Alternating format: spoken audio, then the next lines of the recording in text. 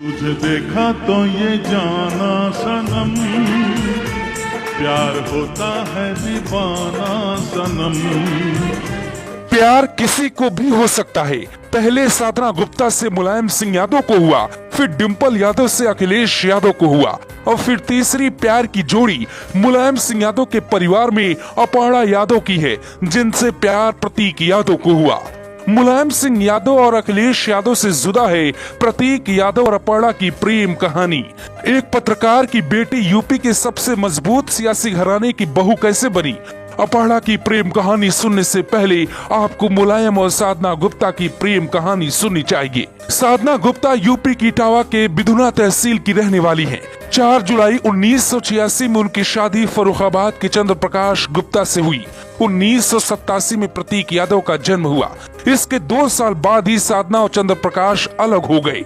इसके बाद साधना गुप्ता सपा के तत्कालीन सुप्रीमो मुलायम सिंह यादव के संपर्क में आई।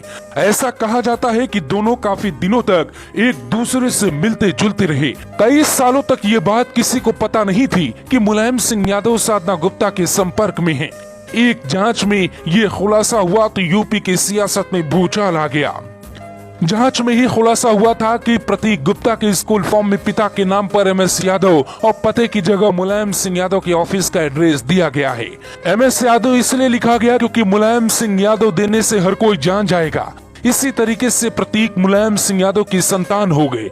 परिवार में टकरार की नींव पड़ गई। साधना गुप्ता साधना यादव बन गई। अखिलेश यादव को एक सौतेला भाई मिल गया और फिर विरासत को लेकर भविष्य में रार होना ही था। अब प्रतीक की जिंदगी में एक ऐसी लड़की आई जिसने प्रतीक के साथ होने वाले सौतेले व्यवहार को कभी बर्दाश्त नहीं किया। अपर्णा यादव एक क्लासिकल सिंगर हैं। दावा किया जाता है कि सफाई और लखनऊ के राजनीतिक कार्यक्रम में भी अपर्णा यादव ने कई बार भाग लिया। इसी बीच प्रतीक से मुलाकात हुई। सालों तक अपर्णा यादव को ये बात पता नहीं थी कि प्रतीक किस घराने से आते हैं। मुलायम का नाम सुनते ही अपर्णा के पैरों के नीचे से जमीन खिसक गई थी। लेकिन सच ये है कि मुलायम सिंह यादव की दोनों बहू ठाकुर जाति से हैं। 8 सालों तक प्यार का बंधन शादी के रिश्ते में बदल गया और फिर अपर्णा मुलायम सिंह यादव की बहू बन गई। साल 2011 में शादी हुई। अमिताभ बच्चन से लेकर कई पावरफुल लोग शामिल हुए।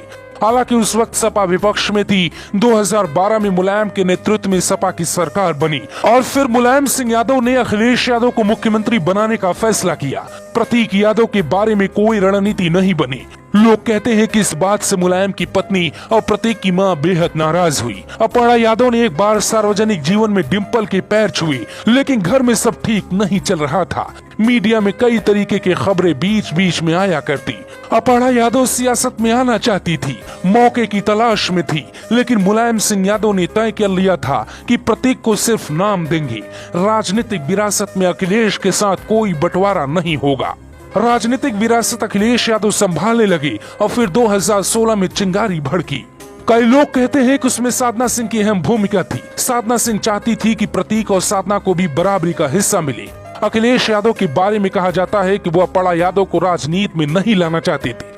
इसका एक सबूत ये भी है कि 2017 में अपर्णा को टिकट दिया, लेकिन 2022 में लखनऊ कैंट से अपर्णा का टिकट काटकर सौम्या भट्ट को देने की बात हो रही है, जिससे अपर्णा बागी हो गई। मुलायम सिंह यादव के घर में तीनों प्रेम कहानी सफल हुई। मुलायम सिंह की प्रेम कहानी में ट्विस्ट है। वो प्यार न होता तो परिवार में टकरार न होता और प्रतीक और अपर्णा की एक नई दुनिया बसेगी।